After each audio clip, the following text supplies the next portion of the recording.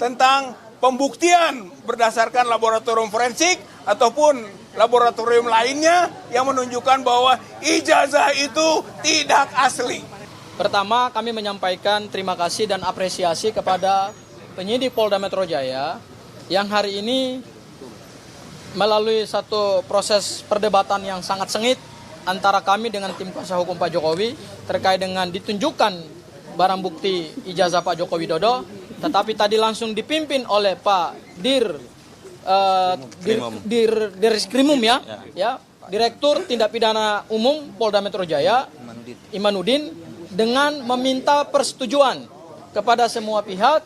Alhamdulillah, ijazah yang selama ini kita tunggu-tunggu, ijazah yang selama ini kami pertanyakan, kemudian ditunjukkan kepada kami secara terbatas. Nah, ada 2 ijazah yang ditunjukkan tadi, ya, dibuka dari segel, ya, yaitu ijazah SMA Pak Joko Widodo, dan kemudian yang kedua adalah ijazah sarjana kehutanan UGM. Yang pasti, ijazah Pak Joko Widodo tadi itu tidak berbeda dengan apa yang selama ini beredar dan apa yang dianalisis oleh Mas Roy Suryo, Bang Rismon. Sama, ya, yaitu foto Pak Jokowinya sama, kertasnya sama, di bawahnya ada sobek-sobek atau bercak itu, ya. Kami tadi melihat tapi tidak boleh merabah. Ya, jadi clear bahwa ijazah Pak Joko Widodo ini sudah disita dan sekarang dalam penguasaan penyidik. Disitanya dari tanggal 23 Juli 2025, kemudian berita acara penyitaannya juga tanggal 23 Juli 2025, dan penetapan pengadilan terkait dengan penyitaan itu 24 Juli 2025 dari Ketua Pengadilan Negeri Surakarta. Catatan kami hari ini ada 2. Yang pertama adalah kami kecewa kenapa Pak Joko Widodo tidak hadir. Karena tadi ada 3 pelapor yang hadir, yaitu Andi Kurniawan, kemudian ada Samuel Sweken, dan kemudian ada Licumanan. Kan ada 4 pelapor. Tapi hari ini Pak Jokowi tidak hadir, kami sangat kecewa. Karena kenapa? Pak Jokowi punya kepentingan dengan laporan ini. Itu yang pertama. Kemudian yang kedua, terkait dengan keabsahan ijazah ini asli atau palsu, tentu di sini bukan forumnya. Ya. Bahkan tadi juga penyidik Polda Metro Jaya tidak membuka 13 ijazah pembanding. Jadi belum bisa kami lihat ijazah Pak Jokowi dengan 13 ijazah yang konon katanya tadi sudah disita, memang tadi diperlihatkan kepada kami, tapi masih dalam kertas segel, jadi tidak bisa dibuka oleh penyidik Polda Metro Jaya. Sebenarnya, untuk menentukan suatu ijazah ini asli atau palsu, berdasarkan laboratorium forensik yang diatur dalam Perkapolri nomor 10 tahun 2009, tentu kuncinya adalah pada ijazah pembanding atau dokumen pembanding, ya. Jadi meskipun ditunjukkan oleh penyidik Polda Metro Jaya kepada para peserta gelar, tetapi secara hukum pembuktian itu belum bisa menjawab apakah ini ijazah asli atau palsu. Kenapa? Karena ijazah pembandingnya itu tidak dibuka, ya. Kami tentu melihat bahwa ini masih menjadi tanda tanya besar juga kepada penyidik Polda Metro Jaya, kepada rakyat Indonesia juga, kepada kami, apakah ijazah ini asli atau palsu.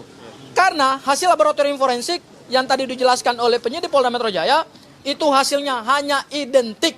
Identik dengan siapa? Identik dengan 13 ijazah pembanding. Dan 13 ijazah pembanding itu tidak dibuka. Dan kemudian tadi terkait dengan hasil laboratorium forensik juga tidak dijelaskan secara gamblang apakah 13 ijazah pembanding ini ada pernyataan atau berita acara keabsahannya nggak dari UGM. Kami juga nggak tahu ini ijazahnya ijazah siapa, ya. Sehingga memang masih ada tanda tanya yang hari ini kami dapatkan dalam gelar perkara khusus ini. Mungkin itu Bang Aka yang bisa saya sampaikan. Ada yang mau tambahkan? Ya, Bu Kurnia dulu, baru Bang Rizal. Bismillahirrahmanirrahim. Assalamualaikum warahmatullahi wabarakatuh. Seluruh rakyat Indonesia, kami hari ini telah menyelesaikan gelar perkara khusus, di mana dalam gelar perkara tersebut memungkinkan untuk mengkoreksi arah daripada penyidikan, kemudian melihat bukti awal, ya, apakah benar seperti itu, serta tentu saja mendengarkan arahan-arahan dari lintas fungsi seperti Wasidik dan Irwasum. Juga memberi ruang kepada ahli-ahli dari pihak terlapor maupun pelapor. Kami sudah menumpahkan semua perasaan kami tadi, tidak hanya hal-hal hukum, tapi juga hal-hal yang kami alami yang tidak bisa diceritakan di luasnya media di luar ini begitu.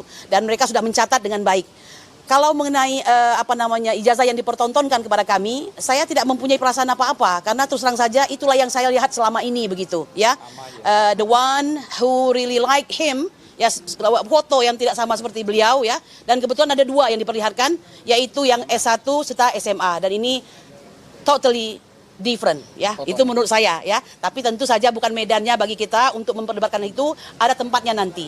Mari nanti kita tunggu saja. Bagi kami yang terpenting sebagai orang yang sudah ditersangkakan, kami berhak untuk melihat primary evidence ya, karena tidak mungkin orang tersangkakan tanpa ada apa yang menjadi alasan kami untuk ditersangkakan. Saya kira demikian. Semoga kita berjumpa nanti untuk Indonesia yang lebih baik. Silakan. Bang Rizal, Fadila. Assalamualaikum warahmatullahi wabarakatuh. Waalaikumsalam. Jadi intinya tadi adalah bahwa yang pertama kita mengkritisi proses gelar perkara dan proses penyidikan.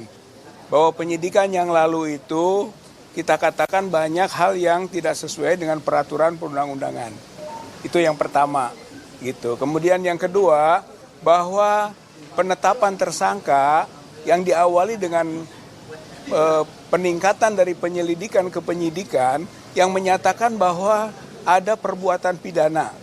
Dan untuk itu tadi kita membantahnya bahwa berdasarkan atas pasal-pasal yang disangkakan itu, yang kemudian awalnya itu dimasukkan sebagai pasal laporan, itu sungguh tidak memenuhi unsur-unsur pidana. Oleh karena itu tadi dari pihak prinsipal kita gitu kan, kemudian juga pihak kuasa hukum jelas menegaskan bahwa proses penetapan tersangka itu tidak pas dan tidak tepat secara hukum. Bahkan ada dinyatakan lagi prematur karena belum semua saksi, belum ahli diperiksa kok sudah ditetapkan sebagai tersangka. Padahal semestinya semua selesai dulu, gelar perkara yang baik, kemudian pihak-pihak ada, baru penetapan tentang ada atau tidaknya tersangka itu dan siapa saja. Jadi pada prinsipnya kita menyatakan bahwa proses penyidikan yang didahului oleh penyelidikan dan pada penetapan tersangka itu tidak tepat secara hukum. Itu menjadi perjuangan kita. Nah kemudian yang ketiganya barulah dimintakan tentang dokumen inti.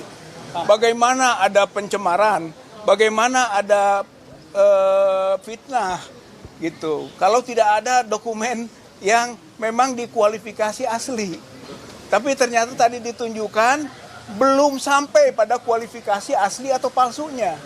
Jadi sebenarnya kalau kita masih beranggapan itu dokumen palsu, itu sah-sah saja.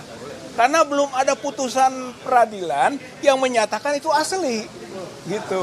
Bahwa tadi itu progresnya baru sampai ditunjukkan ada. Dan bagi kita itu adalah konklusi ada itu disita oleh pihak Polda Metro Jaya.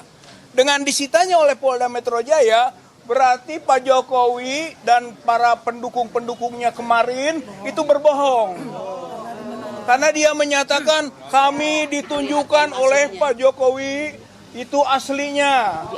Bagaimana bisa ditunjukkan aslinya? Orang aslinya disita. Itu kan 5 bulan yang lalu. Saya kira ini hal yang penting ini.